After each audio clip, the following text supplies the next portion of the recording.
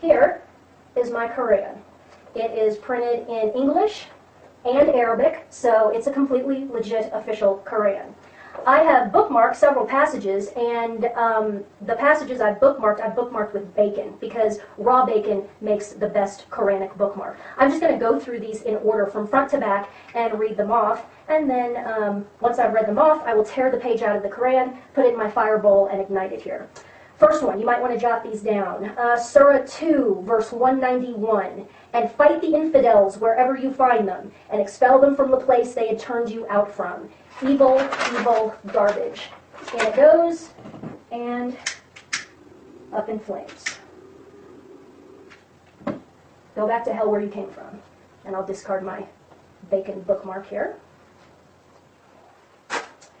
Next up, Surah 2, verse 193.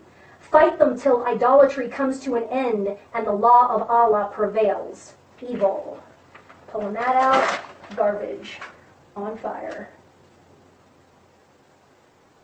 Burn, baby, burn. Next up. Pull my bacon bookmark out. Oh, the smell is divine, by the way.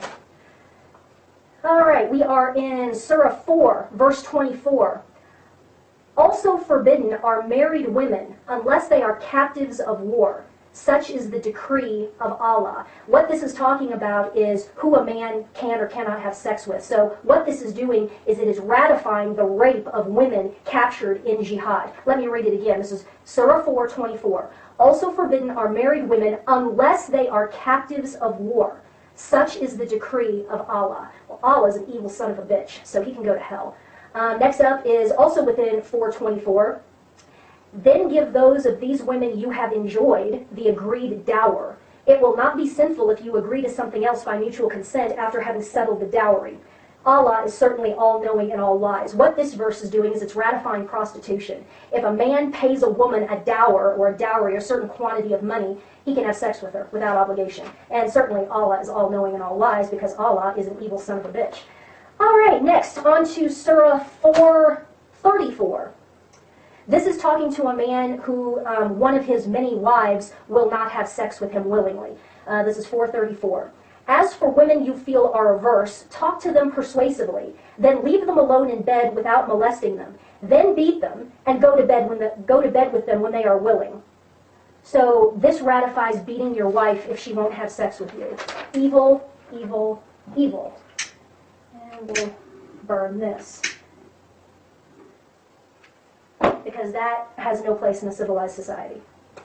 Next up, let's go to, this is Surah 5:33. The punishment for those who wage war against Allah and His Prophet, who is Muhammad, and perpetrate disorders in the land is to kill or crucify them and have a hand on one side and a foot on the other cut off. Evil. Burn, burn, burn. Okay. Pull my bookmark out. Next up, we're in Surah 8. This is 8:12. And Allah said to the angels, I am with you. Go and strengthen the faithful. I shall fill the hearts of infidels with terror. So smite them on their necks and every joint and incapacitate them. This is the call to beheading the infidels. This is where that all comes from. And it's evil. So we will burn that.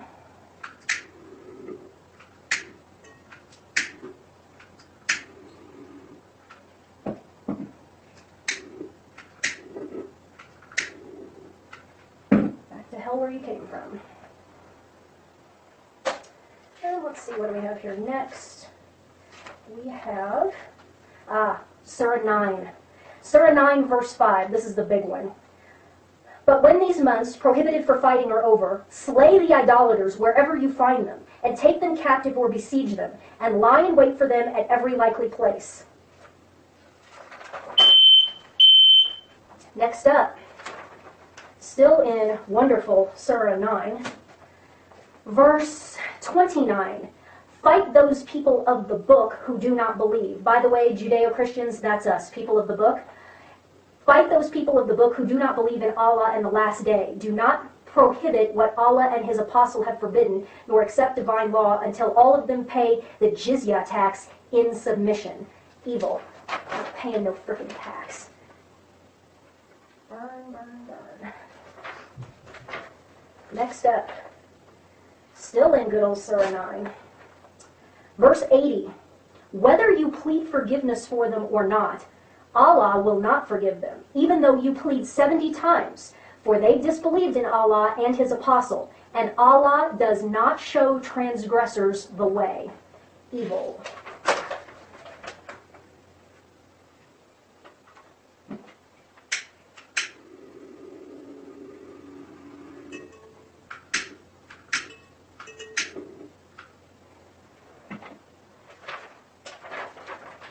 Next up, we're still in Surah 9, verse 123.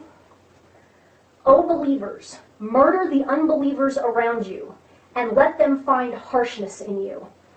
Really. Yeah, who the hell? There you go.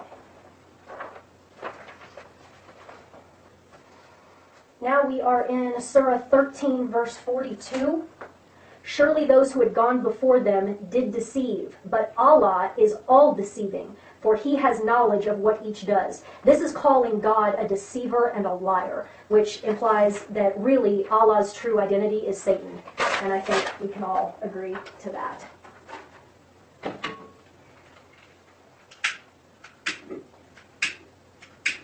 Go back to hell, Allah, from whence you came. Next up, Surah 23, verse 1. The true believers will be successful who are humble in their service, who shun all frivolities, who strive for betterment, who guard their sex, except from their wives and women slaves of old. This ratifies concubinage. Evil. We'll burn that.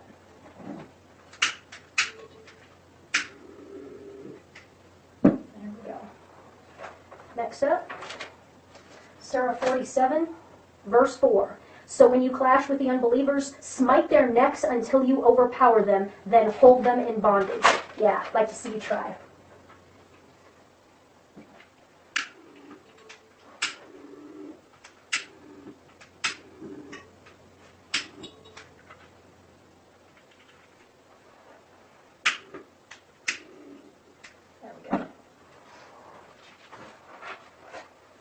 Next up, Surah 52, verse 24.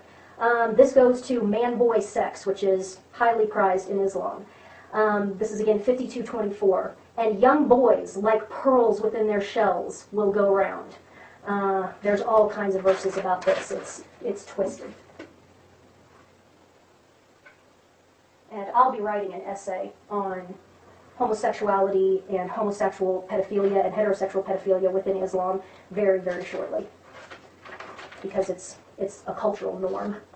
Next up is Surah 56, verse 17. Again, boys of never-ending bloom will pass round to them cups and decanters. Never-ending bloom means never-ending pubescence, and that's what the Muslim man is taught to find sexually attractive, is prepubescent and pubescent boys. It's truly, truly disgusting.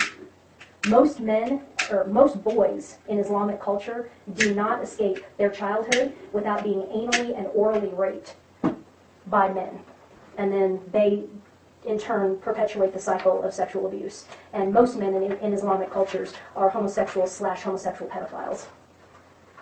Now to Surah 65, divorce, 65:4. As for your women who have lost hope of menstruation, and in case you have doubt, the prescribed period of waiting for them is 3 months, as also for those who have not menstruated yet. What this is doing is ratifying sex with prepubescent girls. Let me read it again. As for your women who have lost hope of menstruation, that would be older women, and in case you have a doubt, the prescribed period of waiting for them is 3 months, as also for those who have not menstruated yet. So this is ratifying sex with girls who are, under 12, 13 years old, which is evil. There is no other word for that. It's evil. So we'll burn that. And then finally, last citation here is Surah 76, Verse 19. And boys of everlasting youth will go about attending them. Looking at them, you would think that they were pearls dispersed. Again, young boys as sex objects. Disgusting. Filthy, evil, satanic, disgusting. The whole thing, front to back. I just picked out a few. Every single page has something like that. There's either ratification of rape, ratification of sex with boys, or violence, violence, violence, kill, maim, behead, show no mercy, blah, blah, blah. This is evil. Evil, evil garbage. And it will be a cold day in hell before I bow down to this crap. I would encourage all of you out there watching who share my feelings to do something similar, because we have to make a stand right here and right now. We can't wait around 20 years. We can't wait a generation for our kids to fight this war for us. This war is on us right here and right now. Either we make our stand right here or it's over. Burn a Koran. Put it on YouTube. Show the world that we are not going to back down. Backing down is not what Christianity is about. There's a reason why the church on earth is called the church militant. Okay? You can come after me if you want, boys. You come after me. That's fine. I have no problem laying down my life for my fellow Americans, for my fellow human beings, and for the church. I have no problem with that. Come and get it. But I'm not going to lay down. That is not what Christ commands. There are times when we have to fight. We fight evil. We fight the evil in the world, and this crap is evil. My name is Ann Barnhart. I'm at 9175 Cornbreast Circle, 80124 in Lone Tree, Colorado. Anybody who wants a piece of me is more than welcome to come and get it. That goes for Lindsey Graham, anyone in the government who thinks that this is a crime, or any Muslims who would like to come and get a piece of me. I've had enough of this crap. I'm not going to bow. I am not going to submit to Islam, ever. Ever.